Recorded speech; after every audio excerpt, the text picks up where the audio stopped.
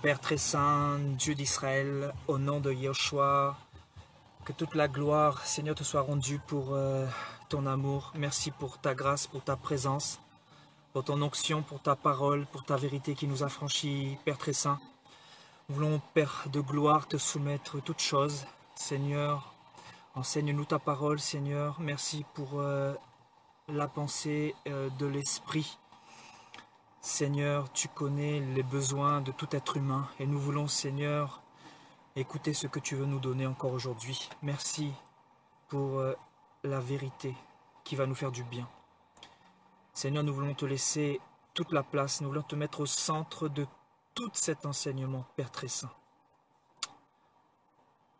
Sois élevé, sois glorifié dans nos vies, dans nos cœurs. Merci pour ton œuvre, merci pour la puissance de la résurrection qui travaille en nous, Seigneur. Merci pour ta grâce, merci pour ta patience, pour ta bonté. Merci pour tes compassions qui se renouvellent chaque jour. Merci pour ta bonté qui se manifeste à chaque instant dans nos vies. Merci, Père, pour le souffle de vie. Merci, Seigneur, pour tout ce que tu fais pour nous que nous ne voyons pas forcément. Pardonne notre ingratitude. Pardonne, Seigneur, nos manquements. Au nom de Jésus-Christ, sois glorifié à jamais dans nos vies. Amen. Alléluia. Alléluia. Amen. Bonsoir, frères et sœurs. Bonjour ou bonsoir. Ça dépend de l'endroit où vous vous trouvez. J'espère que vous allez bien. Alléluia. J'espère que vous allez bien. Voilà, nous sommes le mardi 26 août 2020 et le Seigneur m'a mis à cœur tout à l'heure de partager ce thème avec vous. Donc l'orgueil de la vie. L'orgueil de la vie. Voilà. Le Seigneur m'a mis beaucoup de choses dans le cœur. Là, il y a des choses qui bouent dans mon cœur et le Seigneur va nous parler. Voilà, on va se laisser conduire par le Seigneur et je crois que le Seigneur va nous interpeller encore cet après-midi. Alléluia. Voilà, je vais vous inviter à prendre vos Bibles dans 1 Jean au chapitre 2 et on va lire la parole du Seigneur. 1 Jean au chapitre 2. Donc nous allons étudier sur le thème l'orgueil de la vie. L'orgueil de la vie. Alors c'est quoi l'orgueil devant le Seigneur? On va essayer de comprendre ça par la parole. Alléluia. Avec l'aide du Saint-Esprit bien sûr. 1 Jean au chapitre 2 à partir du verset 15. Alléluia.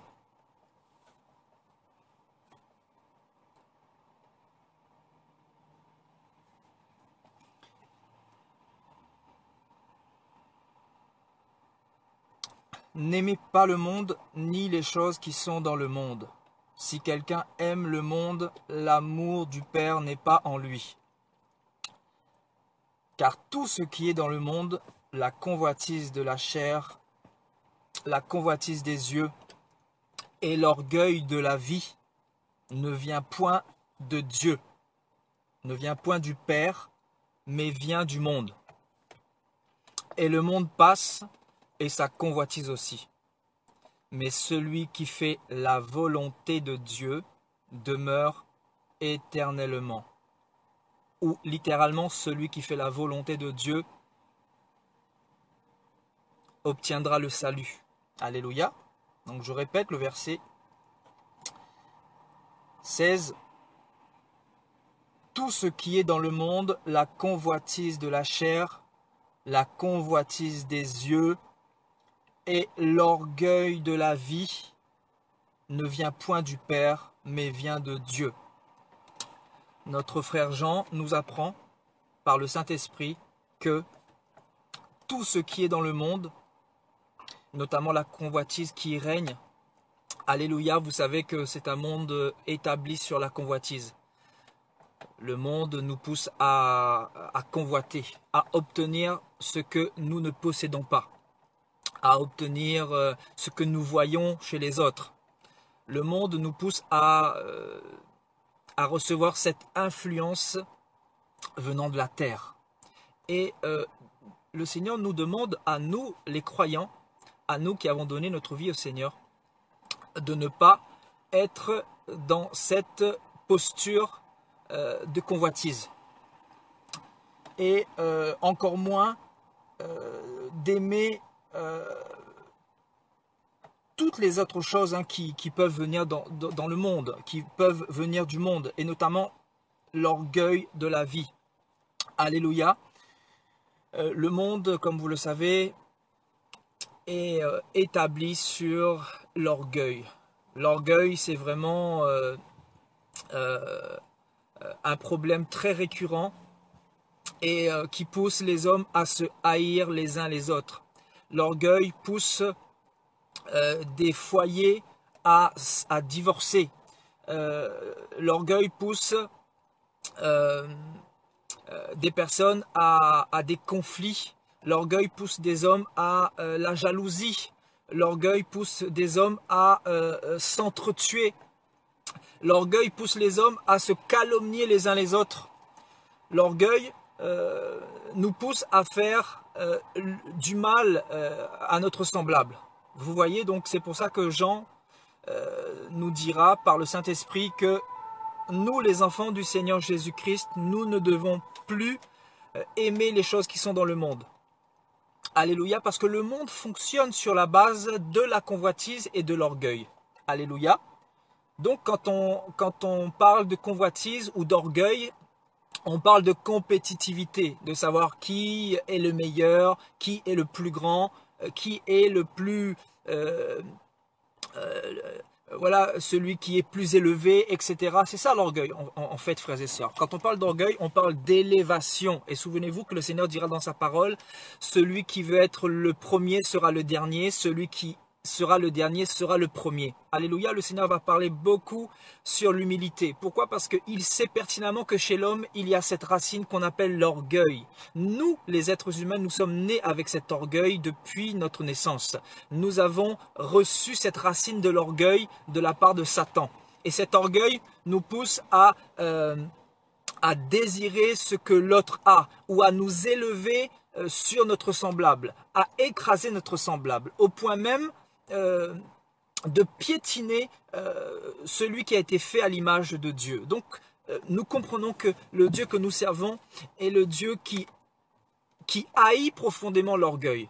Le Seigneur est le Dieu de l'humilité. Et il l'a fait savoir à travers les Écritures. Et il a dit qu'il faisait grâce aux humbles et il résistait aux orgueilleux. Parce que les orgueilleux ont cette pensée de se dire qu'ils n'ont pas besoin de Dieu. Alléluia. C'est-à-dire, ils sont par conséquent leur propre Dieu. Donc, ils ont leur propre loi. Ils ont leurs propres règles. Alléluia. Ils fonctionnent selon la pensée de ce monde et non pas selon la pensée du royaume de notre Père céleste. Alléluia. Donc il est important de comprendre qu'en tant que croyants, nous ne devons plus être dans cet orgueil de la terre. Parce que cet orgueil, frères et sœurs, fait beaucoup de dégâts. Et je vois autour de moi des chrétiens qui sont encore dans cet orgueil-là. Et le Seigneur dira, on reconnaît l'arbre à ses fruits. Effectivement, quand on voit les fruits de certaines personnes, d'une manière générale, dans la chrétienté en général, on comprend qu'il y a un problème au niveau de l'orgueil. Souvent, on veut trouver la racine du problème ou la racine d'un problème quelque part. Alors que la racine de tous les problèmes, si nous regardons avec beaucoup d'attention, c'est l'orgueil, frères et sœurs. Et l'orgueil, c'est quoi? L'orgueil, c'est vouloir avoir raison. Et j'aimerais vraiment parler un petit peu sur ce terme grec que nous donne la parole. Donc, voilà, orgueil en grec, ça va donner alazoneia. Donc, et qui donnera en français donc assurance insolente. Vous voyez, donc l'orgueil en fait représente une insolence dans l'assurance. C'est-à-dire on est débordé d'assurance. Voilà, on croit qu'on a raison, on croit que c'est nous qui avons le dernier mot.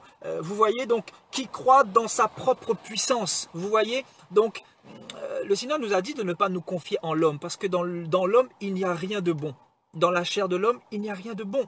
Donc, nous ne devons surtout pas nous confier aux hommes, et encore moins à nous, frères et sœurs. Parce que dans cette chair-là, il n'y a rien de bon, dira le Seigneur. Vous voyez, donc nous devons véritablement nous focaliser sur le Seigneur, sur sa parole et sur ce qu'il dit de nous, sur ce qu'il dit de l'être humain. Parce que le Seigneur connaît parfaitement comment nous fonctionnons, nous les êtres humains. Alléluia. Donc vous voyez, l'orgueil veut dire assurance insolente. Nous avons une assurance insolente. Voyez, une assurance au point d'insulter Dieu, au point de dire à Dieu que nous n'avons pas besoin de toi, nous savons qui nous sommes, nous savons ce que nous sommes et que nos propres lois nous suffisent. Alors que Dieu nous dit, vous les êtres humains, dans vous, il n'y a rien de bon. Dans l'homme, il n'y a rien de bon. Et c'est pour ça d'ailleurs Jésus est venu. Jésus est venu sur la terre, pourquoi? Parce que dans l'homme, il n'y a rien de bon. Vous comprenez? Donc le Seigneur est venu sur la terre. Et souvenez-vous, il y a 2000 ans, les hommes voulaient glorifier le Seigneur, voulaient l'élever, etc. La Bible dit que le Seigneur ne se fiait pas à eux parce qu'il savait que dans l'homme, il n'y a rien de bon. Vous voyez, donc le Seigneur dira concrètement que dans l'homme, il n'y a rien de bon. Donc, pourquoi être dans cet orgueil, frères et sœurs, en tant que chrétiens? L'orgueil, ça fait beaucoup de dégâts. Vous savez, souvent nous voyons dans le milieu chrétien des guerres entre chrétiens, des guerres concernant des doctrines, des guerres concernant celui-ci qui veut avoir raison, l'autre qui veut avoir raison, l'autre qui veut aussi donner sa version, chacun veut montrer qu'il a raison, et donc c'est ça qu'on appelle l'orgueil, frères et sœurs. Ça c'est l'orgueil dans lequel le Seigneur ne veut plus que nous soyons, parce que l'orgueil, ça crée beaucoup de zizanie. L'orgueil crée beaucoup de désordre. L'orgueil crée beaucoup de conflits. L'orgueil crée beaucoup de guéguerres entre les êtres humains. Donc regardez le monde déjà, frères et sœurs. Le monde est dans justement cette assurance insolente. Le monde a rejeté Dieu. Le monde est son propre Dieu. Vous voyez, c'est pour ça que le monde va aussi mal, parce que le monde est établi sur l'orgueil. Le monde a mis la parole du Seigneur de côté. Le monde ne connaît pas l'humilité. Donc quand on parle d'orgueil, on parle d'établir ses propres lois, d'agir selon ses propres pensées, d'agir selon son propre fonctionnement, d'agir selon ses raisonnements, alors que la Bible nous dit clairement que nous ne devons pas nous établir sur nos propres raisonnements en nous trompant nous-mêmes par de faux raisonnements, justement, par des faux raisonnements. Parce que dans l'homme, il y a beaucoup de faux raisonnements, et qui nous font faire des erreurs souvent. Le problème avec l'homme, c'est que l'homme veut toujours avoir raison. L'homme veut avoir raison.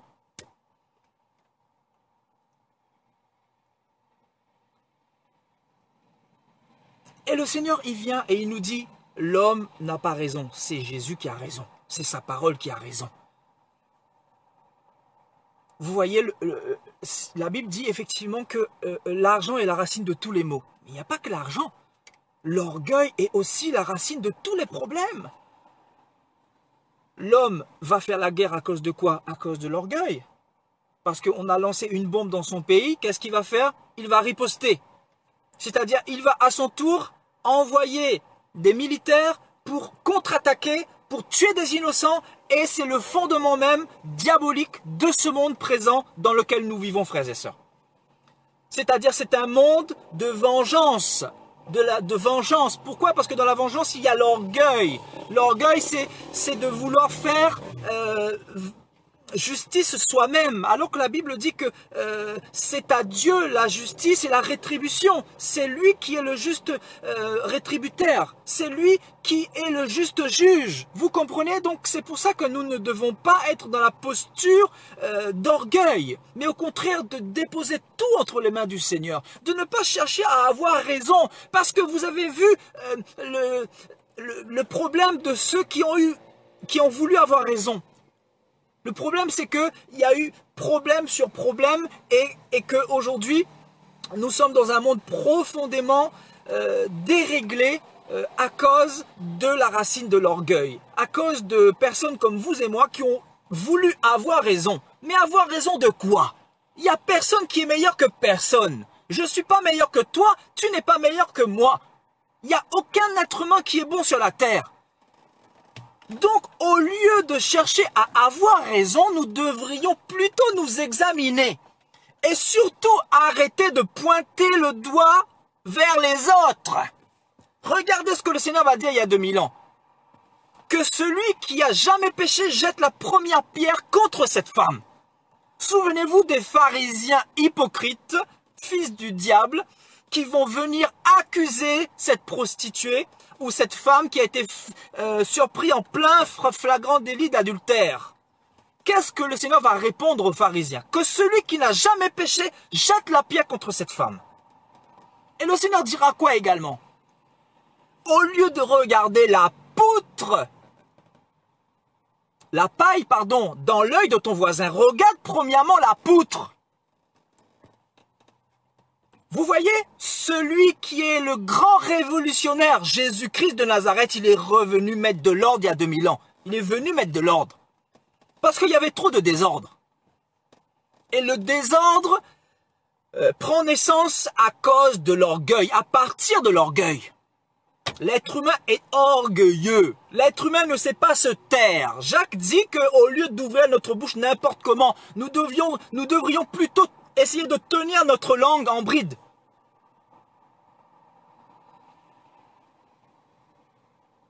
Mais nous, chrétiens nés de nouveau, au lieu d'agir en fonction de ce que la parole dit, nous sommes prompts à nous lever pour nous critiquer, pour insulter, pour calomnier, au lieu d'aller en prière, au lieu d'agir dans la douceur, dans la sagesse, dans la patience, dans la tempérance, dans la maîtrise. On se dit, c'est quelle chrétienté ça? L'orgueil est dans tous les domaines de nos vies, de notre société. L'orgueil est dans le travail, l'orgueil est dans le mariage, l'orgueil est dans les amitiés, l'orgueil est dans l'église, l'orgueil est dans le divertissement, l'orgueil est dans toutes les sphères de la société. Le monde se retrouve plongé dans l'orgueil. Et l'orgueil consiste à vouloir avoir raison, à vouloir être le premier, à vouloir être élevé. Et donc, Jean nous dit que nous ne devons pas, en tant que disciples de Jésus-Christ, être dans cette posture-là. Quand je vois des chrétiens qui souvent sont en train de pointer le doigt sur les autres, je me dis que ces chrétiens-là ont des problèmes.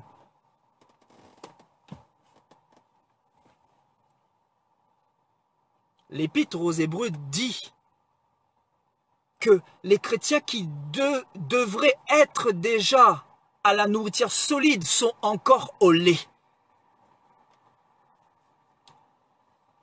Vous savez, la nourriture solide, c'est quoi? C'est de se comporter en tant qu'homme et femme spirituels.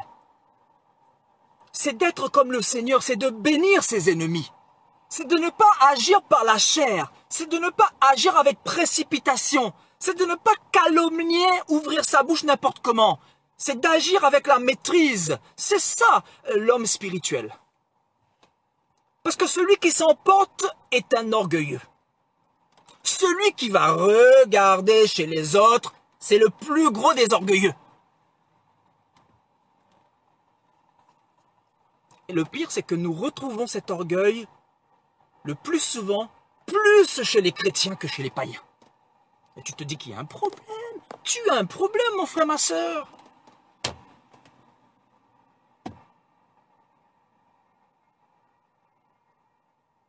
Nous avons tellement de choses à changer en nous, nous sommes en train de regarder chez les autres. Tu as un problème avec quelqu'un, il y a eu un conflit, il y a eu un souci. C'est jamais toi le problème, mais c'est la personne le problème. Toi, tu n'es jamais le problème. Voilà l'être humain. C'est jamais toi. C'est jamais toi, mais c'est toujours l'autre. Tu ne te poses pas toujours des questions là? Tu ne te dis pas un petit peu que peut-être il y a un peu d'orgueil dans ton cœur?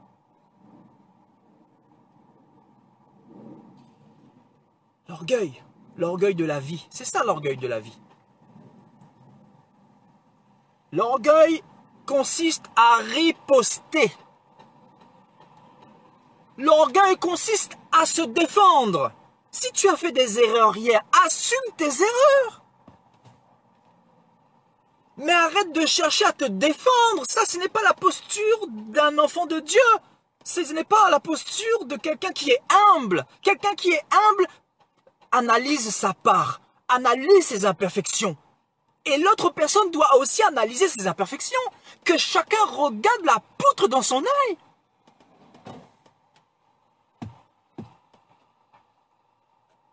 Voilà pourquoi il y a des manques de pardon.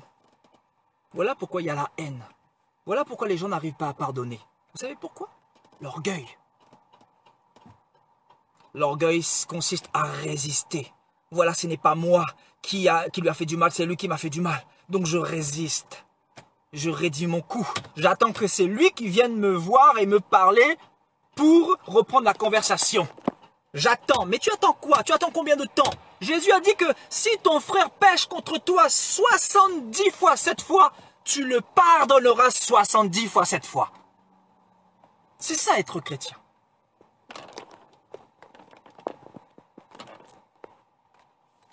Mais nous les hommes, nous voulons toujours avoir raison. Nous voulons toujours avoir raison. Et vous savez, dans le mariage, c'est la même chose. Vous savez, les couples qui se cassent la figure, les mariages en général qui se cassent la figure, c'est dû à l'orgueil.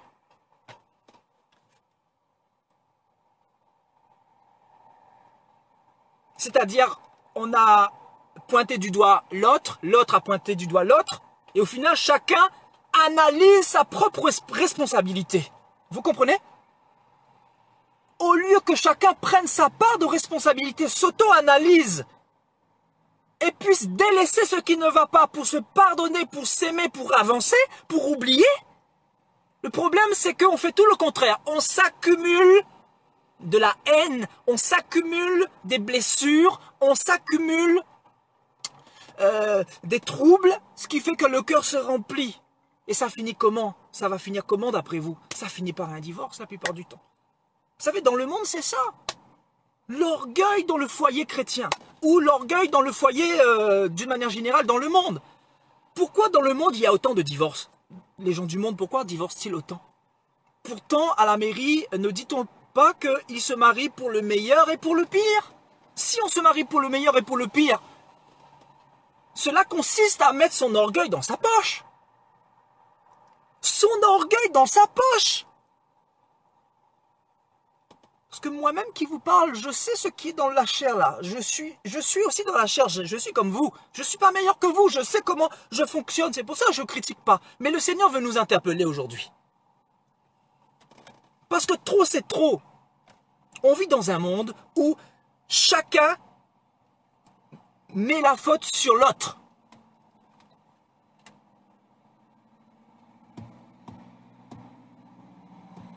On n'est pas capable d'assumer ses propres responsabilités. Et la plupart du temps, que ce soit dans le monde ou dans l'église, vous posez la question à l'homme ou à la femme, l'homme vous dira que c'est la faute de la femme vous dira que c'est la faute de l'homme. Et je parle par expérience. Je sais de quoi je parle. Allez dans le monde, vous posez la question, qu'est-ce qui s'est passé pour que vous en êtes arrivé là vous qui aviez vécu 10 ans ensemble, vous aviez eu 2 beaux enfants, qu'est-ce qui s'est passé pour que votre foyer se brise, se disloque? L'homme vous dira, ben, c'est la faute de la femme, parce qu'elle ne faisait plus son devoir conjugal. La femme vous dira que c'est la faute de l'homme, parce que l'homme a trompé. Vous voyez, l'orgueil. Et dans l'orgueil, il y a quoi? Il y a le manque de pardon. Frères et sœurs, laissez-moi vous parler de la part du Seigneur. Le Seigneur a dit, celui qui pardonne pas, le Père Céleste ne pardonnera pas non plus. Aucune personne qui a le manque de pardon dans son cœur ne peut rentrer là-haut. Le Seigneur a été clair, net et précis là-dessus. Le manque de pardon à cause de quoi? L'orgueil. L'orgueil. Vous voyez donc, l'argent est la racine de tous les problèmes. Mais l'orgueil aussi est la racine de tous les problèmes que nous retrouvons dans ce monde. Et nous retrouvons cet orgueil manifeste dans le monde, mais aussi dans la chrétienté. Donc on se dit qu'il y a un problème. Il y a un problème de résistance. Et quand nous refusons de laisser cet orgueil, c'est le Seigneur qui s'occupe de nous. C'est le Seigneur qui s'en occupe. Et je peux vous dire, vaut mieux nous analyser avant que le Seigneur s'occupe de notre cas. Parce que quand le Seigneur s'occupe de nous, il nous brise. Et le brisement, ça fait très très mal. Si nous sommes du Seigneur, le Seigneur va nous briser pour nous faire comprendre quel est le problème. Parce que vu que tu ne veux pas comprendre le problème, tu ne veux pas t'humilier pour comprendre que tu as ta part de responsabilité dans telle ou telle situation.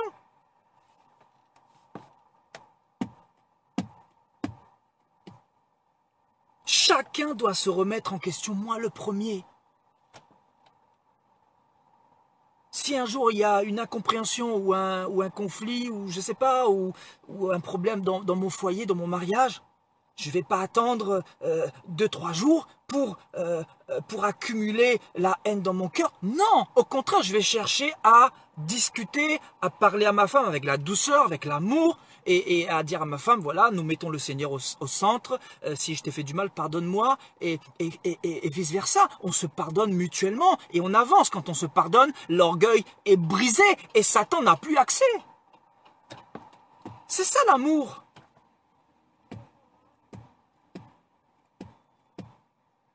L'orgueil est le contraire de l'amour. Dans l'amour, il y a le pardon. Et donc, on comprend que le monde n'a pas l'amour du Seigneur. Le monde n'a pas non plus le pardon selon le Seigneur. Parce que le pardon selon le Seigneur, c'est oublier, c'est avancer, c'est oublier le passé. C'est commencer un nouveau départ.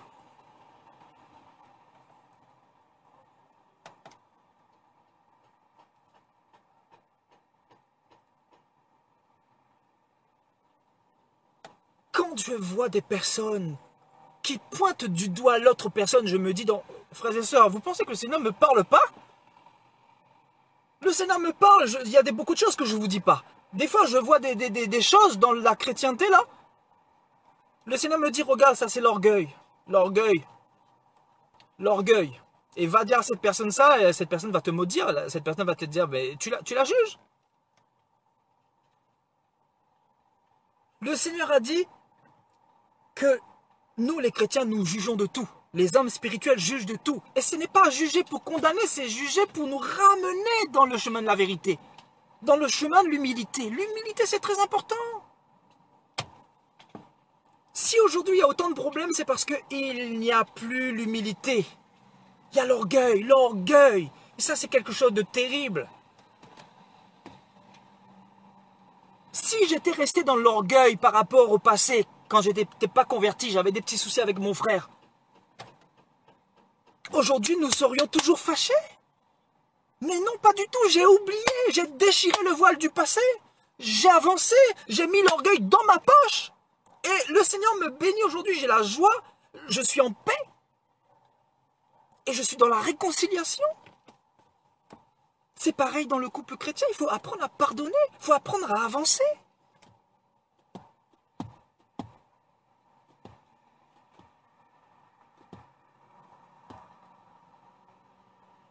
L'orgueil. Il y a des personnes qui vous disent « J'ai pardonné, mais je n'oublie pas. » Non, tu n'as pas pardonné. Tu n'as pas pardonné. Tu es orgueilleux. Demande au Seigneur de briser cet orgueil-là. Quand on pardonne, on oublie. On avance, on parle bien sûr, parce que c'est par la discussion que tout se passe. Et la discussion, c'est bien sûr avec la sagesse pacifique du Seigneur, avec l'amour du Seigneur, avec la douceur du Seigneur. On ne fait pas les choses par les propres forces. On fait les choses selon la parole du Seigneur, avec l'amour. Ce monde a besoin d'amour. On ne peut pas gagner le cœur de quelqu'un sans amour. Si on arrive de manière brutale, on va plutôt créer de l'animosité que de la réconciliation. Je vous dis, tant que le monde demeurera dans l'orgueil, le monde n'avancera pas. Tant que les chrétiens demeureront dans l'orgueil, les chrétiens n'avanceront pas. On ne se remet pas encore en question, là? Ne devrions pas nous remettre en question, nous les enfants de Jésus, nous remettre en question? Moi le premier. Moi le premier parce que je ne suis pas meilleur que vous. Arrêtons de pointer le doigt aux autres. Arrêtons de juger les autres. Arrêtons de dire que c'est la faute de l'autre. Arrêtons, moi je ne peux pas entendre ça, je ne peux pas écouter ça. Quand ça rentre dans mes oreilles, j'entends le Seigneur me dire, regarde-moi cet orgueilleux, regarde-moi cette personne orgueilleuse, regarde-moi cette femme qui est orgueilleuse. Quand est-ce qu'allons-nous être des chrétiens matures, porter notre responsabilité, même si c'est l'autre qui a plus fauté ou péché que toi? C'est pas ton problème, tu es pécheur aussi en tant qu'homme, donc tu n'es pas meilleur qu'elle. C'est ce qu'on appelle être un petit enfant. Avoir un cœur pur, chercher à aller dans le sens de l'amour, dans le sens de la réconciliation. Ne pas chercher à qui la faute, Si le Seigneur regardait nos fautes, vous pensez qu'on aurait été sauvés aujourd'hui? Le Seigneur ne serait jamais venu sur la terre. Si le Seigneur pointait du doigt chacun d'entre nous là, qui serait sauvé aujourd'hui? Qui serait sauvé? Dites-moi un peu, frères et sœurs.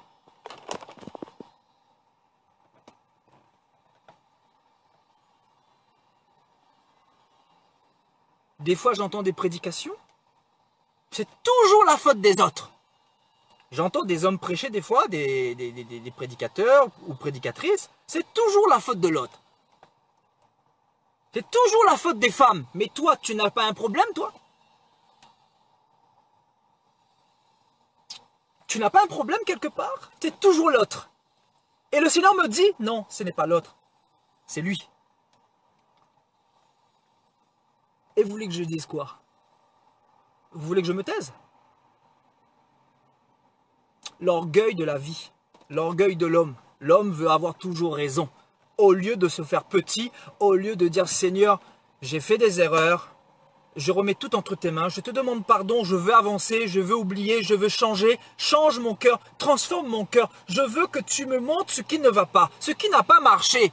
Je veux que, Seigneur, tu me permettes de m'examiner, que ton esprit éclaire mes failles, mes défauts, que je puisse changer ce qui ne va pas. Au lieu d'être dans cette posture-là, mais tu résistes encore devant le Seigneur de gloire, qui voit ton cœur, qui sonde tes reins, qui sonde les profondeurs de tes entrailles, et qui sait de quoi tu es fait.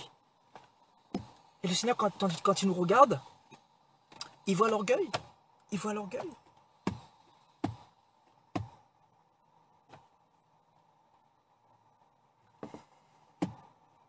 Car tout ce qui est dans le monde, la convoitise de la chair, la convoitise des yeux et l'orgueil de la vie ne vient point du Père. Nous sommes du royaume céleste. Nous sommes du royaume d'en haut. L'orgueil ne doit plus être notre part. Nous devons être dans une posture de réconciliation, une posture pour regarder nos propres défauts, non pas les défauts des autres.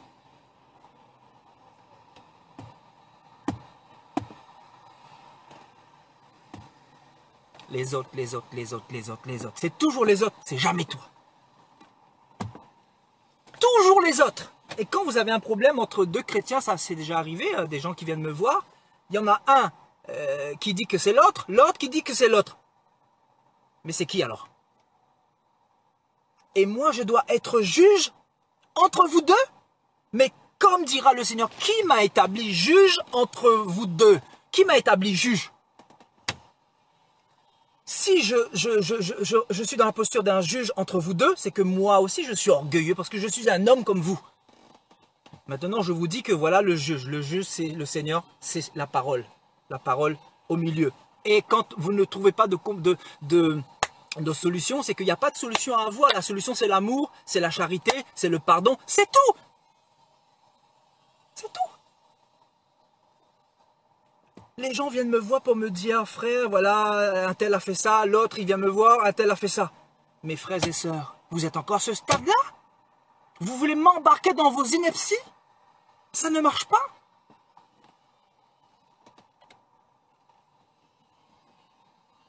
Je ne prends position pour personne, ni pour l'un, ni pour l'autre.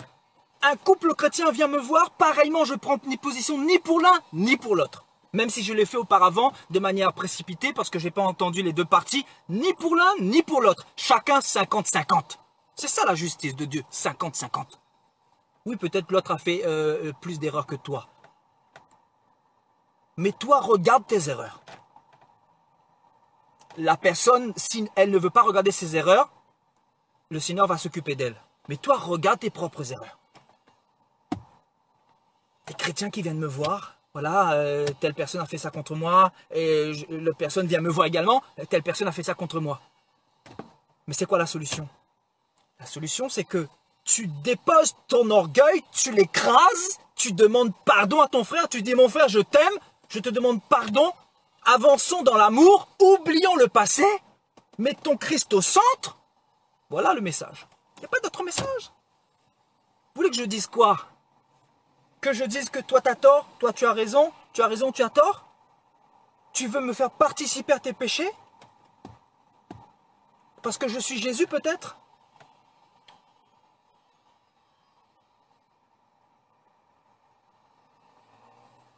L'humilité. Voilà ce qui manque aux chrétiens d'aujourd'hui, l'humilité. C'est pour ça que je suis souvent tout seul. Vous savez? Souvent tout seul. Parce que si c'est pour m'embarquer dans les problèmes, c'est pas la peine. C'est pas la peine. Le monde est assez compliqué comme ça.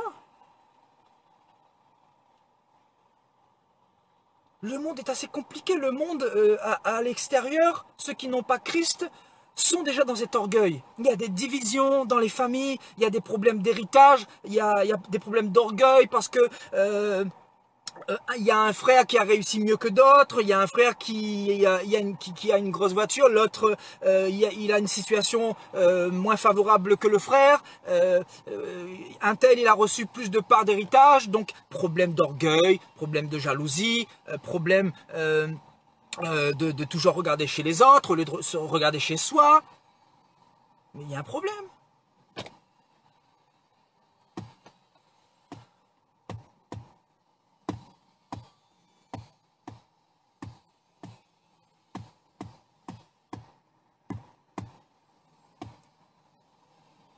Vous voyez, les gens du monde sont dans cet orgueil-là.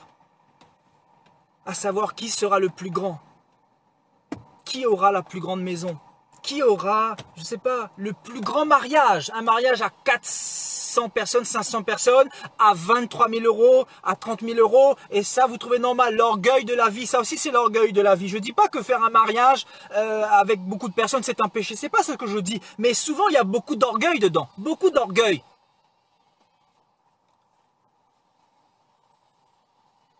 Parce que nous ne sommes pas encore suffisamment convertis pour comprendre quelle est la volonté du Seigneur. Faire les choses simplement. Les gens ne veulent pas faire les choses simplement. C'est pour ça que Paul dira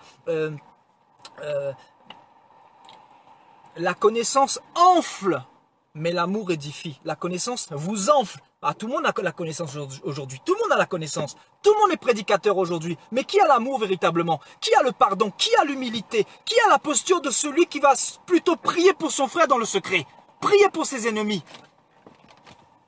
Priez pour ta femme ou ton mari avec qui tu as un conflit en ce moment. Qui est plutôt dans cette posture-là?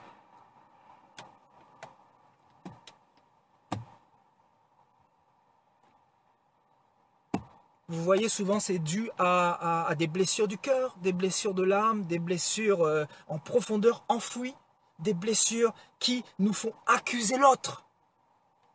Et regardez Ève et Adam. Que s'est-il passé? C'est terrible, hein? Merci Saint-Esprit. Que s'est-il passé dans le jardin d'Éden?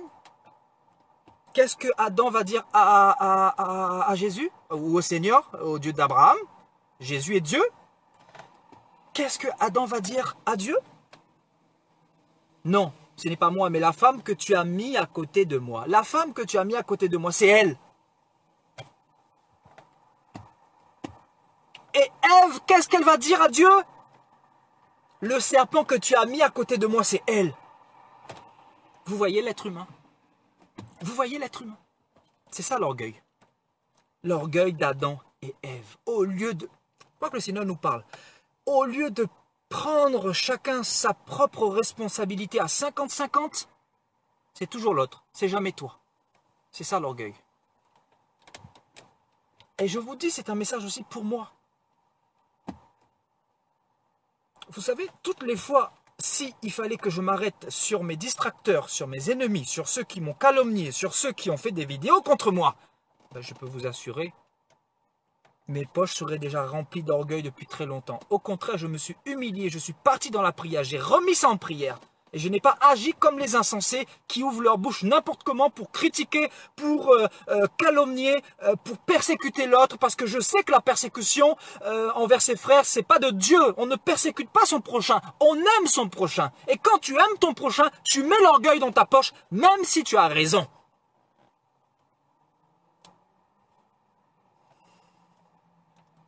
C'est toujours l'autre. C'est jamais toi, c'est jamais moi, c'est jamais ma femme. C'est qui alors? Et beaucoup même vous diront, ce n'est pas eux, mais c'est le diable. Waouh. Waouh. Je crois que le Seigneur va remettre de l'ordre. Je vous dis, hein, le Seigneur va remettre de l'ordre. Le Seigneur va nous parler cet après-midi. La Bible dit quoi? Celui qui a sa vie en ordre, le malin ne le touche pas. Celui qui a son foyer en ordre, le malin ne le touche pas. Là où il y a les brèches qui sont fermées, le malin ne touche pas au foyer. C'est facile de dire c'est Satan. Vous voyez?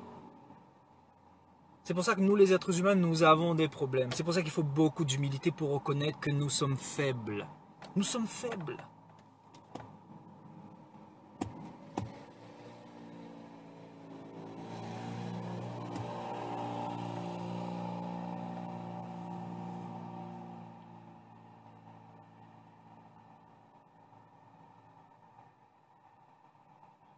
Assurance insolente. Voilà ce que signifie l'orgueil.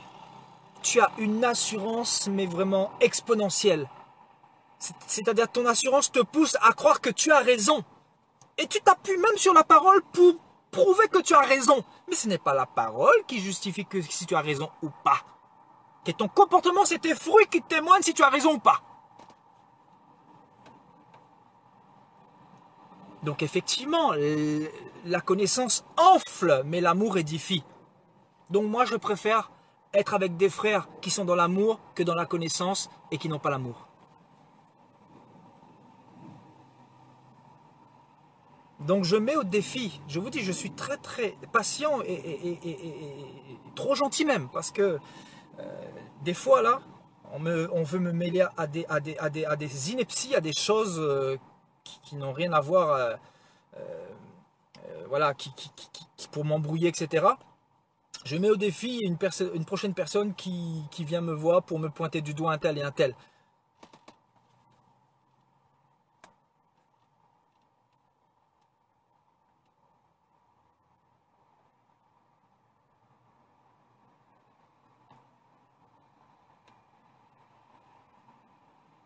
Alors que les choses sont simples, le Seigneur a dit « Aimez-vous les uns les autres, c'est le plus grand commandement. Aimer Dieu et aimer son prochain comme soi-même. Et quand on aime son prochain, on met l'orgueil dans sa poche. Si vous êtes chrétien véritable, vous mettrez votre orgueil dans votre poche. L'orgueil, c'est quoi? C'est un fruit de la chair. La chair est orgueilleuse. La chair veut avoir raison. Et l'Esprit de Dieu en toi te dit, tu dois crucifier l'orgueil. Tu dois anéantir l'orgueil. Tu dois assujettir l'orgueil, parce que l'orgueil veut reprendre vie en toi. L'orgueil que tu avais dans le monde veut reprendre vie en toi, parce que ça n'a pas complètement disparu, c'est faux. Tant que tu as vu dans ce corps-là, l'orgueil sera là, que tu le veuilles ou pas. Même moi, des fois, ça m'arrive. Hein. Vous savez, des fois, en train de conduire comme ça, des fois, on cherche à s'emporter par rapport à un comportement de quelqu'un sur la route qui t'a coupé devant, ou je sais pas. C'est la chair qui est comme ça. Mais maintenant, en tant que chrétien, nous devons justement assujettir l'orgueil.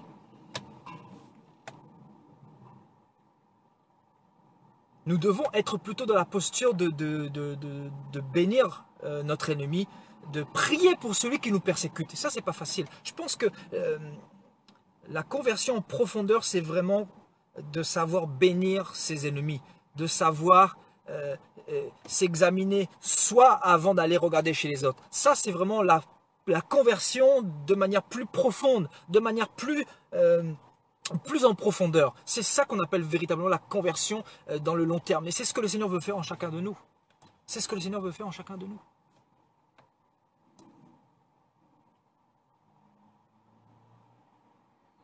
Comment pouvez-vous comprendre des chrétiens qui sont en train de se critiquer les uns les autres sur des forums, qui sont en train de critiquer les autres parce qu'un tel est catholique, parce qu'un tel...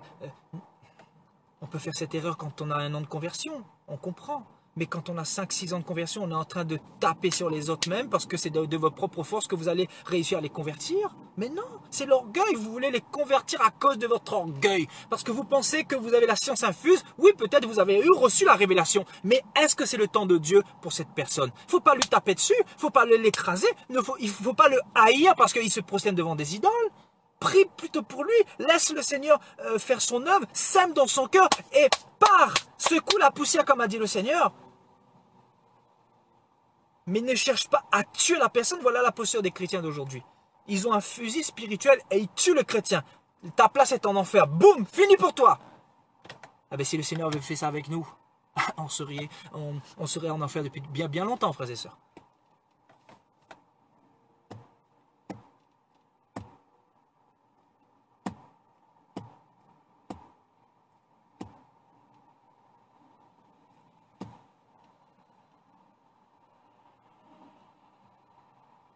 Vous savez, en tant que disciple de Jésus-Christ, on aura beaucoup d'opposition. Et tant qu'on n'a pas compris qu'il faut maîtriser cet orgueil-là, on va rester sur place. On va faire du surplace. On ne pourra pas avancer. Parce qu'un chrétien orgueilleux devant Dieu ne peut pas être victorieux. Alléluia. Regardez ce que Paul va dire dans Philippiens chapitre 2.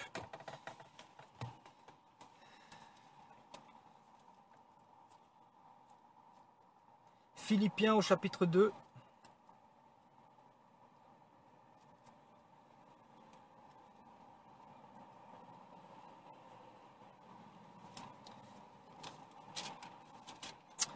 Philippiens au chapitre 2 et on lira le verset 4. Philippiens 2 au verset 4. Que chacun de vous, au lieu de écoutez très bien, il faut bien ouvrir ses oreilles cet après-midi. Que chacun de vous, au lieu de considérer ses propres intérêts, considère aussi ceux des autres. Waouh! Et je lirai même le verset 3. Regardez ce que dit Paul. Ne faites rien par esprit de parti ou par vaine gloire. La vaine gloire consiste à dire que c'est l'autre qui a tort et toi, ça va à peu près. C'est vrai que tu as fait des fautes, mais ça va à peu près. C'est l'autre qui a plus tort. Ça, c'est une vaine gloire. Tu te glorifies de quoi? Tu n'es pas bon, tu n'es pas parfait, je ne suis pas parfait, l'homme n'est pas parfait. Donc soyons dans une posture d'humilité encore une fois. Ne faites rien par esprit de parti ou par vaine gloire, mais que l'humilité vous fasse regarder les autres comme étant au-dessus de vous-même. Avant que nous arrivons à comprendre ce verset, pour certains, je pense qu'il y a encore du chemin. Vous avez compris ce verset-là? Mais que l'humilité vous fasse regarder les autres comme étant au-dessus de vous-même. Pourquoi ne pas plutôt dire ben c'est peut-être moi qui ai eu la plus grande part d'erreur et plutôt pointer le doigt à toi-même. Dis-toi que s'il y a quelque chose qui n'a pas marché, c'est toi, c'est ta faute. C'est que tu n'as pas eu assez de sagesse, tu n'as pas eu assez de maîtrise, tu n'as pas eu assez d'amour, tu n'as pas eu assez de patience. C'est comme ça qu'il faut parler. Il ne faut pas parler dans le sens à pointer l'autre du doigt. C'est toujours les autres et c'est jamais toi.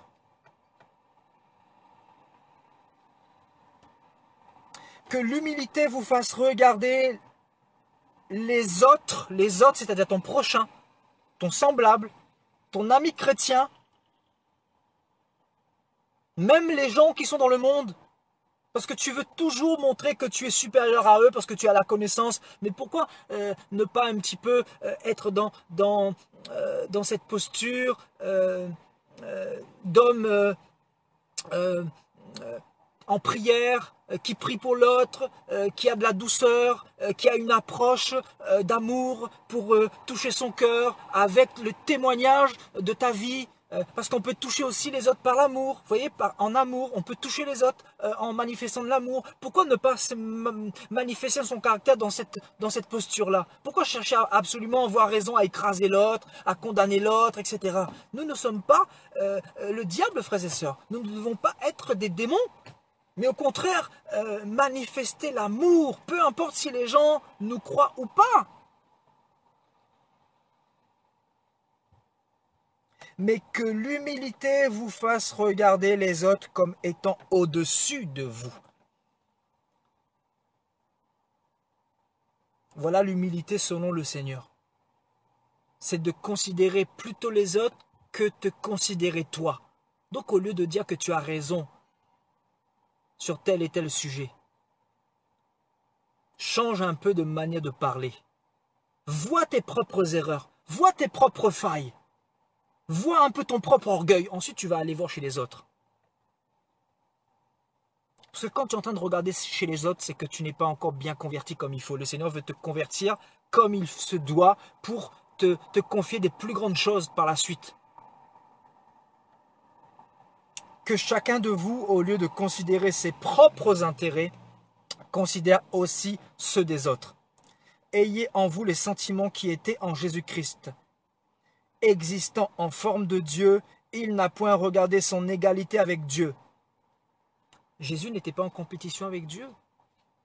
Au contraire, il s'est humilié. La Bible dit quoi? Mais il s'est dépouillé lui-même en prenant une forme de serviteur. On nous dit que Jésus s'est dépouillé. La Bible dit que tout disciple accompli sera comme son maître. Nous devons avoir la posture d'un enfant de Dieu. Nous devons ressembler à Jésus-Christ. Donc la Bible nous dit que Jésus s'est dépouillé. Il s'est dépouillé de quoi selon vous?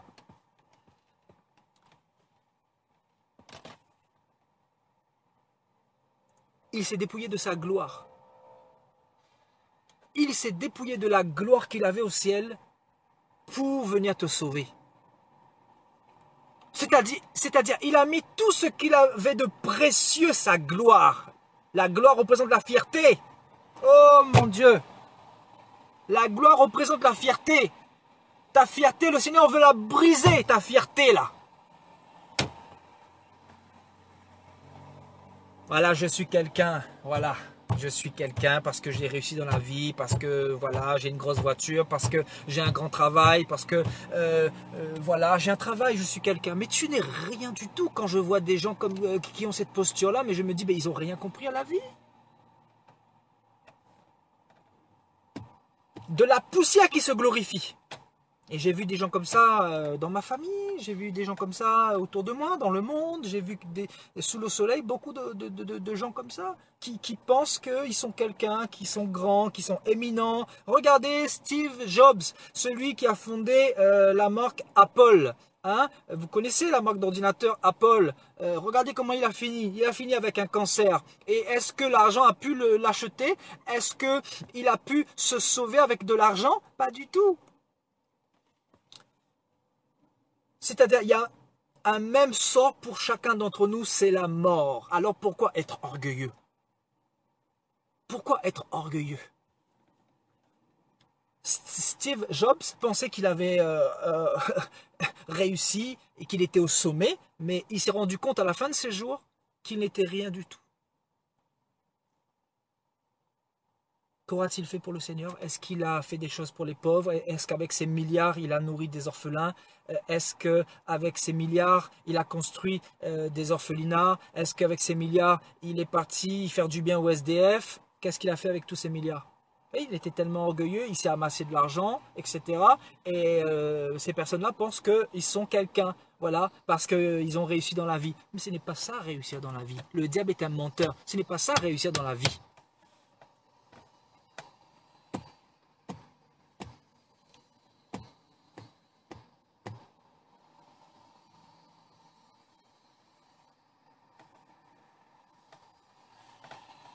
Voilà, il a réussi parce qu'il est cadre. Mais tu es cadre de quoi? Tu es cadre de quoi, mon ami? Là, si la mort te chope ce soir-là, tu vas être cadre de quoi? Avec tes 5 000 € par mois, tu vas être cadre de quoi? Et ce que tu as amassé sera pour qui? Voilà l'orgueil du monde. Voilà comment parle l'orgueil du monde.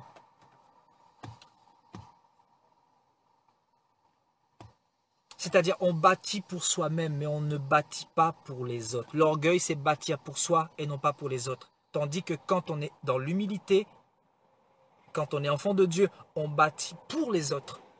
On œuvre pour les autres. On œuvre pour soi. Je ne dis pas qu'on ne bâtit pas pour soi, mais je veux dire, on n'est pas centralisé sur soi. On est centralisé sur les autres. Parce que l'amour consiste à donner sa vie à son prochain, à son semblable. Et ta femme est ton prochain. Ton mari est ton prochain. Ton frère chrétien est ton prochain. Le païen est ton prochain.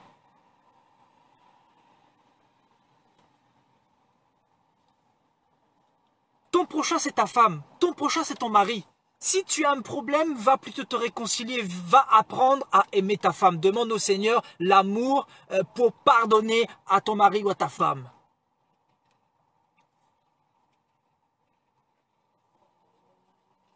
Vous savez, s'il y a des disputes dans les couples, vous savez, pendant le confinement en France, il y a eu beaucoup de divorces. Il y a eu beaucoup de femmes battues. Vous avez entendu parler de ça, n'est-ce pas? Beaucoup de femmes qui ont été frappées, martyrisées, battues par leur mari pendant le confinement.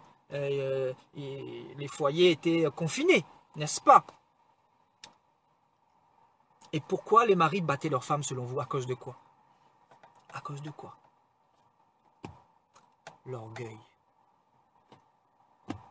Vous voyez, l'orgueil, c'est un très gros problème. L'orgueil.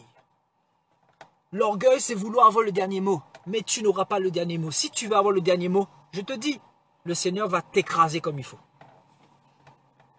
Devant le Seigneur, il n'y a pas de dernier mot à avoir. Écoutez-moi bien. Il n'y a pas de dernier mot à avoir devant le Seigneur. C'est Jésus qui a le dernier mot. Il a dit, à moi la rétribution. C'est lui le juste juge. Nous, on n'est rien du tout.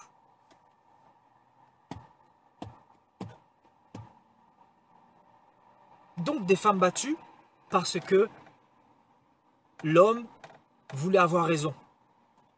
Et vu que la femme, au bout d'un moment, elle avait raison, mais elle ne voulait pas se soumettre aussi à son mari parce qu'elle ne connaît pas la parole de Dieu, bah, elle s'est fait fracasser. Parce qu'elle aussi, elle voulait avoir raison, elle aussi, elle était orgueilleuse, mais lui aussi, il était orgueilleux. Donc, deux orgueilleux ensemble, ça donne quoi? Dites-moi un peu, ça donne quoi? Mettez deux orgueilleux à la tête de deux pays. Le premier orgueilleux, il lance une bombe sur le deuxième pays. Vous allez voir ce que ça va donner. Troisième guerre mondiale. Et ça va finir comme ça, le monde. Hein. Ça va finir comme ça. À cause de quoi? À cause de l'orgueil. Le manque de pardon ne veut pas pardonner la vengeance. Dans l'orgueil, il y a la vengeance. On veut se venger. Et l'orgueil, c'est quoi? C'est faire les choses de ses propres forces. C'est être son propre justicier. Être le justicier. Alors que la Bible dit quoi? C'est qui notre avocat? C'est toi qui dois te défendre ou c'est le Seigneur qui doit te défendre? À vous de me dire. La Bible dit que c'est l'homme qui est son propre avocat ou c'est Jésus, l'avocat de tous les pécheurs?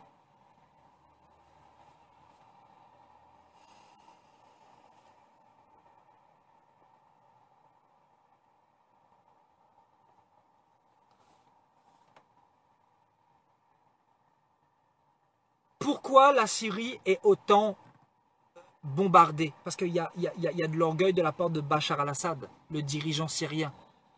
Il ne veut pas lâcher les commandes. Pourquoi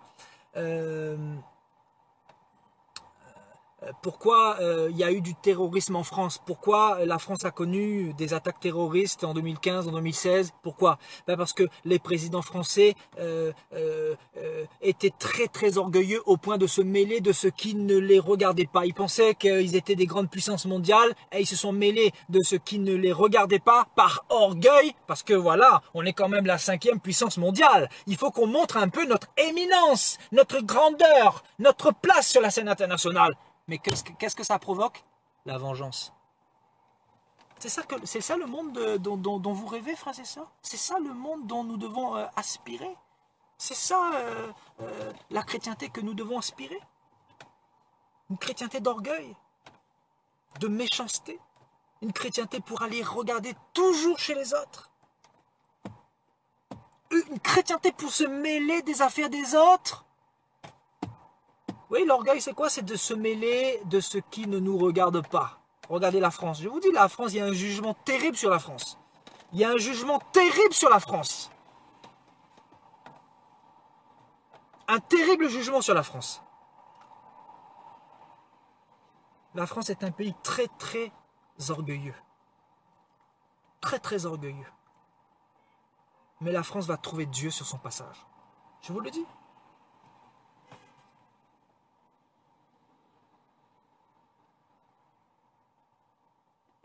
Vous voyez, on veut toujours regarder chez les autres. On va regarder chez les autres. Alors que chez nous, il y a tellement de choses à dire. Je vous dis, si le Seigneur nous a attrapés là, si le Seigneur nous montrait notre état de cœur là, si le Seigneur nous montrait tous nos défauts là, je pense qu'on serait très très surpris. Je vous assure. C'est pour ça qu'il faut vraiment se faire très, je vous dis très très petit. Je parle pour moi, mais je parle pour tout le monde, pour tous les chrétiens. Faisons-nous très très petits. Parce que je vous dis, le jour du jugement là, ça va barder. Ça va barder. Le Seigneur, je vois déjà le Seigneur sur son trône dire, toi mon coco, tu t'es pris meilleur que ton prochain. Tu as cru que tu étais meilleur que ton prochain. Viens, je vais te montrer ton cœur dans un écran. Viens voir. Viens voir un petit peu là. Tu as cru que tu étais meilleur.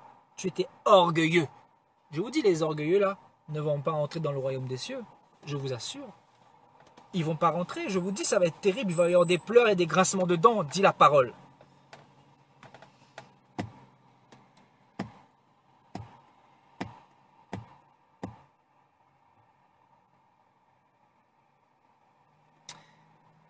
Mais Jésus s'est dépouillé lui-même en prenant une forme de serviteur, en devenant semblable aux hommes.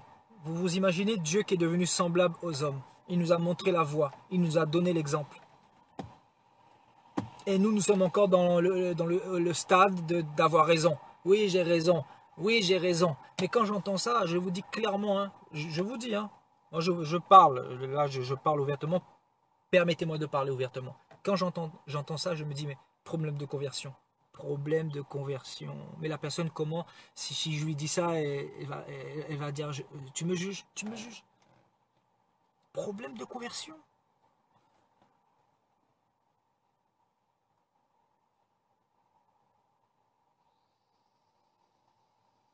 Tous les chrétiens qui sont venus me voir là, écoutez bien ce message. Moi, je ne suis pas dans les sentiments, je ne suis pas dans la camaraderie. Je ne suis pas dans ça, moi. Votre orgueil, là, il faut la ranger dans votre poche. Faites la paix avec votre prochain. Si vous n'arrivez pas à trouver un terrain d'entente, vous vous demandez pardon l'un envers l'autre et vous vous séparez comme Paul et Barnabas. Mais ne cherchez pas à m'embarquer dans vos trucs pour savoir qui a raison, qui a tort. Ça, c'est pas mon problème. C'est Jésus qui a raison. Personne a raison. Jésus a raison. Nous, les hommes, nous avons tort. Nous avons tort. Et Paul dit ici qu'au lieu de considérer ses propres intérêts, considérons un peu ceux des autres.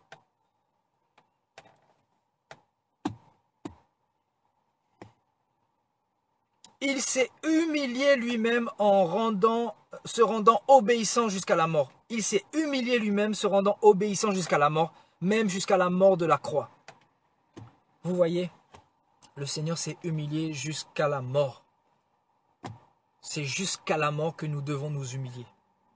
Et ça, c'est pas facile. Vous savez, l'humilité, c'est quoi? C'est porter sa croix. Quelqu'un de humble porte sa croix tous les jours. Quelqu'un d'orgueilleux dépose sa croix. Vous savez, quelqu'un qui pointe le doigt à son prochain, c'est quelqu'un qui ne porte pas sa croix. Hein.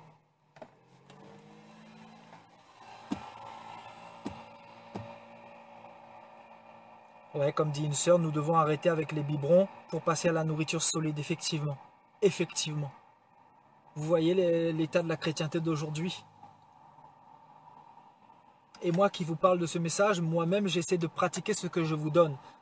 Il y a quelques années, quand j'ai eu beaucoup de persécutions, là, je suis parti dans la prière, j'ai prié pour mes ennemis. J'ai dit, Seigneur, pardonne cette personne-là. Et si dans mon cœur, il s'est élevé des mauvaises racines, pardonne-moi, Seigneur. Aide-moi à toujours rester dans cette posture de pardonner à mon ennemi, à bénir à mes adversaires, etc. Je les bénis, mes adversaires. Je prie pour eux dans le secret.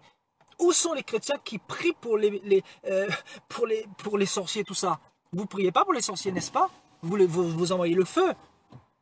Ouais, cette génération de sorcellerie là. Vous envoyez le feu sur les sorciers, n'est-ce pas? Sur les satanistes. Moi, je prie pour eux. Je prie pour eux. Je prie pour les sorciers, pour les voyants, pour les astrologues, pour les occultistes, pour les religieux. Je prie pour eux. Aujourd'hui, on vous a dit qu'il fallait envoyer le feu sur les sorciers. Vous voyez? Il n'y a plus l'amour. Il n'y a plus la charité. Il n'y a plus la compassion.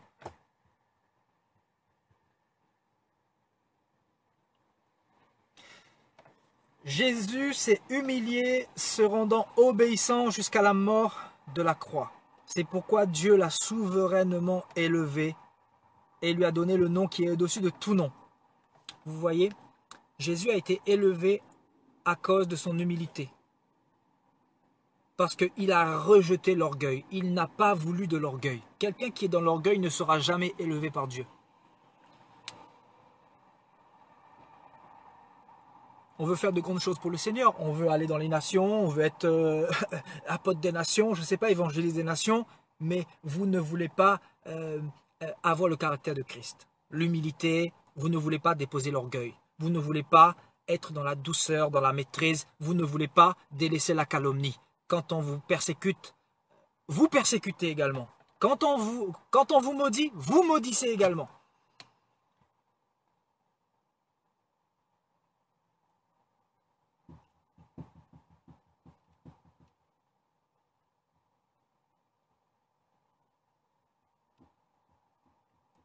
Vous voyez, donc c'est pour ça qu'un orgueilleux ne sera jamais élevé par Dieu. Dieu n'utilise pas les orgueilleux. Et Satan lui-même est descendu du ciel avec cette racine d'orgueil. Il a voulu s'élever au-dessus du trône de Dieu. Par quoi, frères et sœurs? Par l'orgueil. Donc ceux qui ont l'orgueil dans leur cœur, ont la racine du diable. C'est pour ça que Jean dit que nous ne devons pas être dans cet orgueil que nous retrouvons dans le monde. La compétition. Vous savez, même chez les pasteurs, il y a la compétition. Regardez au niveau de la chrétienté aujourd'hui, vous retrouvez cet ordre pyramidal. Vous avez le pasteur principal, le pasteur secondaire, le pasteur en troisième position. Vous avez toute une lignée hiérarchique. Ça, c'est de la sorcellerie. Ça, c'est l'orgueil manifeste de l'homme. Dieu est un Dieu d'ordre. Oui, il a établi des ministères. Mais il n'a pas établi des ministères pour écraser, pour recevoir la gloire des hommes, pour recevoir l'adulation des hommes, pour recevoir des titres au point d'être acclamé, etc. Ça vient pas de Dieu, ça c'est l'orgueil. Oui, l'orgueil en fait est rentré aussi dans l'église. Le problème c'est que dans l'église il y a aussi cet orgueil. L'orgueil qui consiste à être adoré. Vous voyez, les hommes de Dieu qui reçoivent la gloire aujourd'hui parce qu'ils sont dans l'orgueil. Voilà, l'orgueil. Vous voyez, l'orgueil c'est très vaste en fait. On pourrait dire encore beaucoup de choses là-dessus en fait. Vous voyez ?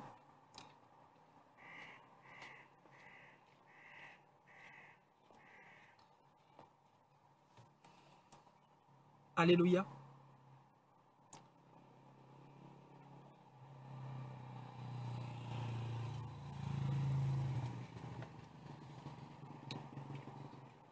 Je pense que nous devons revenir à l'évangile, et l'évangile c'est ça. L'évangile ce n'est pas prêcher la parole, c'est aussi porter du fruit.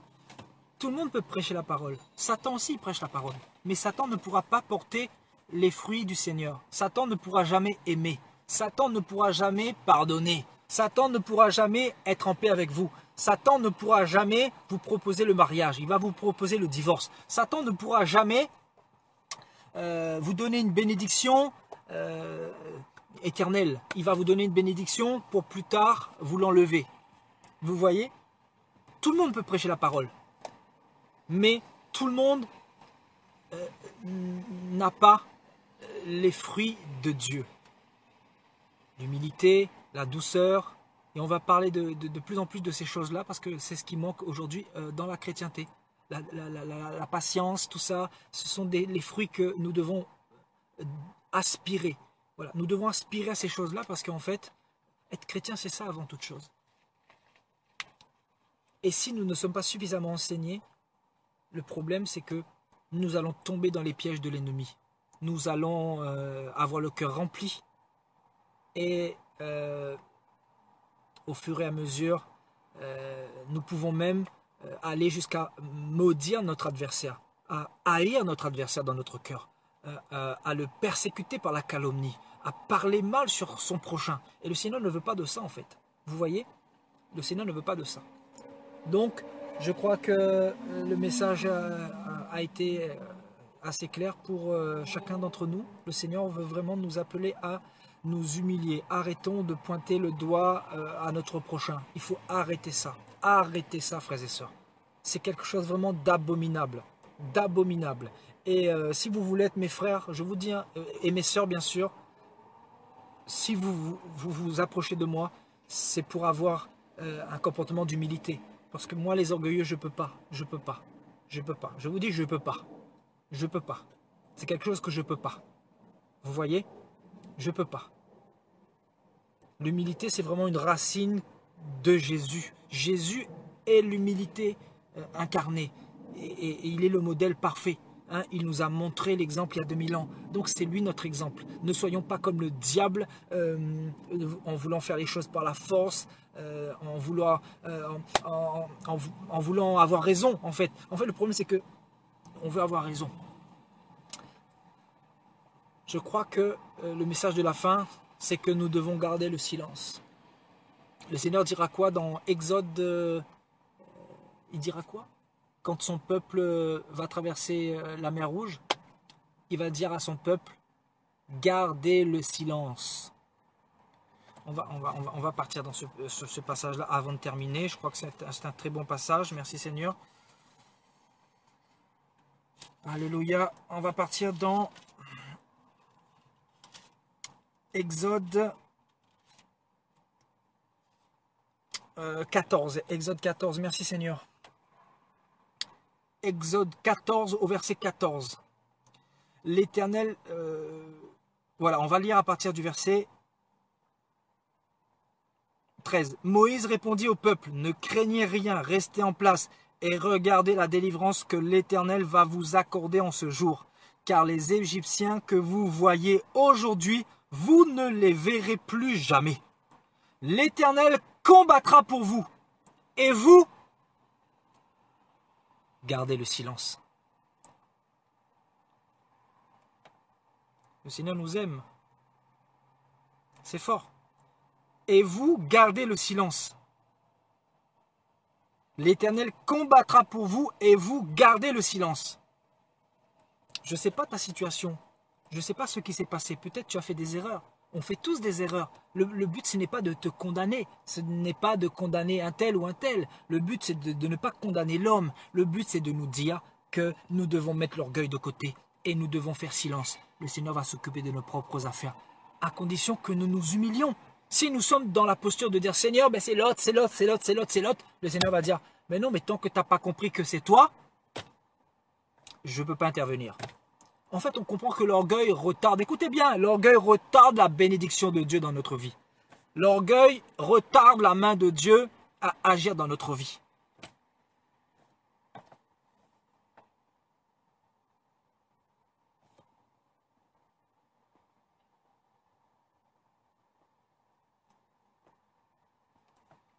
L'Éternel combattra pour vous et vous gardez le silence. Gardez le silence.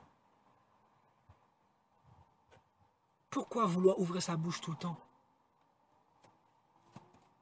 Les frères qui m'envoient des vidéos qu'on a fait contre moi pour me dire un tel a parlé sur moi. Je m'en fiche, je m'en fiche. C'est une bénédiction, c'est une grâce. Alors arrêtez-moi ça. Faut arrêter. On a parlé sur moi, ben on a parlé sur Jésus aussi. Donc c'est une grâce, c'est une bénédiction. On a dit que j'étais sorcier, c'est une bénédiction. On a dit que voilà, j'étais pas du Seigneur, c'est une bénédiction. Donc arrêtez de m'envoyer des vidéos qui montrent qu'on a dit ça sur moi, etc. Ne participez pas à la calomnie des gens et ne relatez pas ce que les impies font.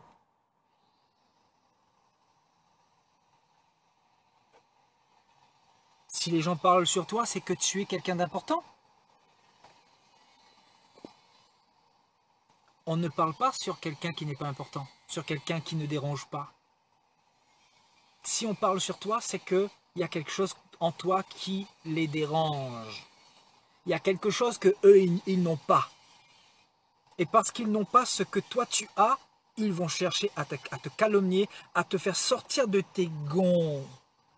Mais on ne sort pas de nos gonds, on est avec le Seigneur, on est enfant du Seigneur. Pourquoi sortirons-nous de nos gonds? Messieurs, dames, on va aller en prière, on va fléchir nos genoux devant le Père, on va aller dans notre chambre, on va fermer la porte comme dit la parole dans Matthieu 6, on va prier notre Père, et la Bible dit que ceux qui se confient en l'Éternel renouvellent leur force. Donc pendant que les autres sont en train de te persécuter, toi tu es en train d'être renouvelé par le Seigneur. Le Seigneur est en train de te remplir de force, d'onction, waouh, de grâce, de puissance, waouh, de consécration. C'est ça être chrétien.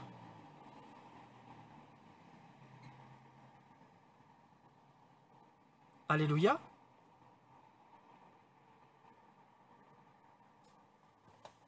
Donc apprenons à nous taire un peu, frères et sœurs.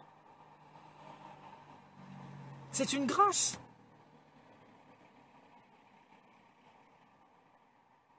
C'est une grâce. Si quelqu'un a dit que tu étais un sorcier, c'est une bénédiction. Aujourd'hui, il faut le voir autrement. Au contraire, parce que là, tu mets le diable et son gouvernement dans la confusion.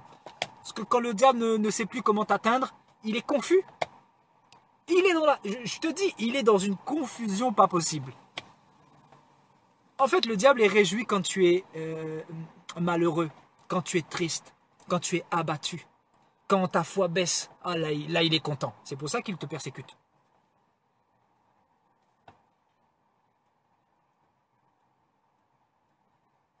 Alléluia. Le Seigneur est bon.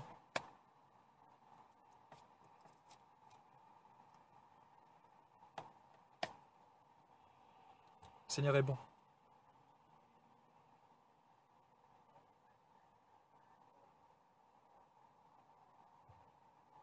Alléluia.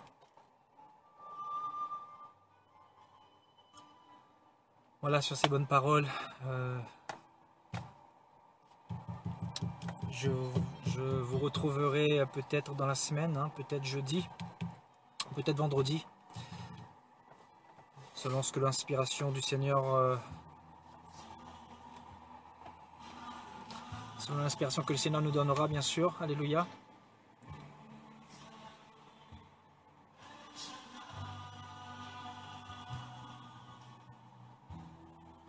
Alléluia. Seigneur, aide-moi à marcher sur l'orgueil, c'est très important.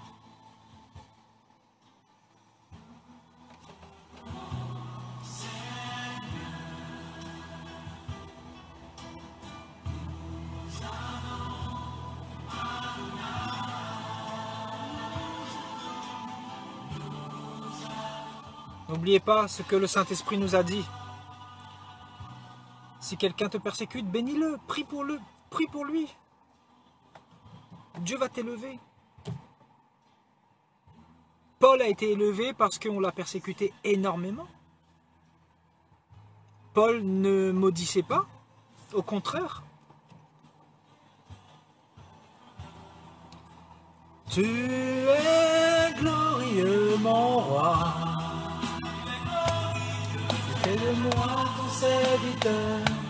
Père, je veux que ta joie demeure, car c'est en toi que je veux être éternellement.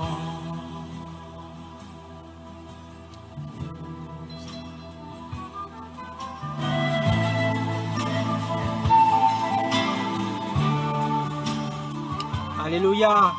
Pardonnons à tous ceux qui nous ont fait du mal. Alléluia.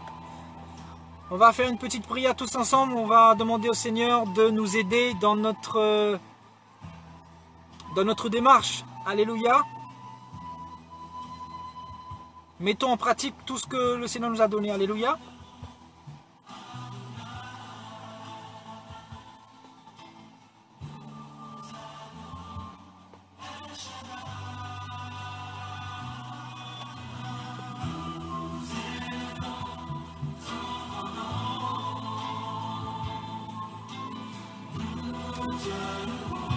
Seigneur,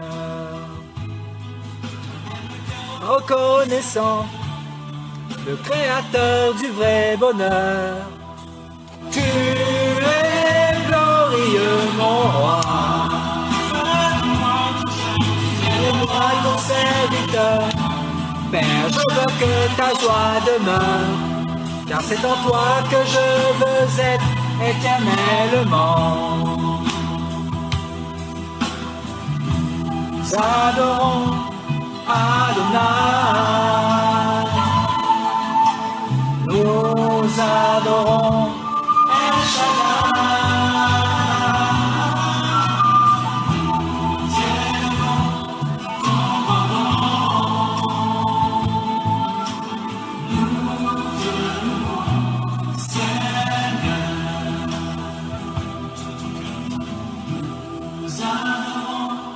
Adonai, nous adorons El Shaddai. Nous élevons ton nom, nous te louons, Seigneur. Alléluia, on va prier. Père, au nom de Jésus, Seigneur, nous voulons te bénir, te rendre grâce. Merci pour ta parole qui nous a fait du bien. Merci Saint-Esprit parce que tu nous interpelles, parce que tu nous aimes Seigneur, parce que tu veux nous rendre parfaits à ton image. Parce que Seigneur, tu fais tellement de choses pour nous Seigneur. Rends-nous capables par ton esprit Seigneur, parce que c'est pas par la force que nous allons y arriver. Seigneur, merci parce que tu nous interpelles, parce que tu veux nous sauver, parce que tu veux nous perfectionner et nous rendre inébranlables. Seigneur, que toute la gloire te soit rendue pour tout ce que tu fais dans nos vies. Seigneur, nous voulons pardonner à tous ceux qui nous persécutent. Aide-nous à pardonner à tous ceux qui nous ont fait du mal. Nous les pardonnons, Seigneur mon Dieu. Et si nous avons quelque chose à régler avec eux, nous irons les régler, Seigneur. Nous irons demander pardon afin que ta bénédiction et que ta paix soient sur nous. Seigneur, nous te demandons de briser cet orgueil qui est dans notre chair. Te demandons, Papa, de planter la racine de l'humilité qui était en toi, en nous, dans les profondeurs de notre vie, dans les fondements de notre vie. Nous voulons, Seigneur mon Dieu, être des enfants fidèles, fidèles à ta parole. Nous voulons mettre en pratique tout ce que tu nous demandes d'accomplir sur la terre, Seigneur, afin que notre témoignage puisse toucher, puisse impacter, afin que les ténèbres voient que nous sommes tes enfants. Seigneur, merci pour les fruits que tu nous rends capables de porter. Merci parce que c'est toi qui fais cette œuvre en chacun d'entre nous. Merci Seigneur de nous rendre capables de marcher dans le pardon, dans la réconciliation. Merci de nous faire prendre conscience que Seigneur, il y a tellement à faire chez nous que nous n'avons pas à nous occuper de notre prochain. Merci Seigneur de nous remettre Seigneur à notre place. Que toute la gloire te soit rendue Père très saint. Parce que tu nous parles, tu nous interpelles. Seigneur, sois élevé, sois glorifié pour les siècles des siècles. Amen.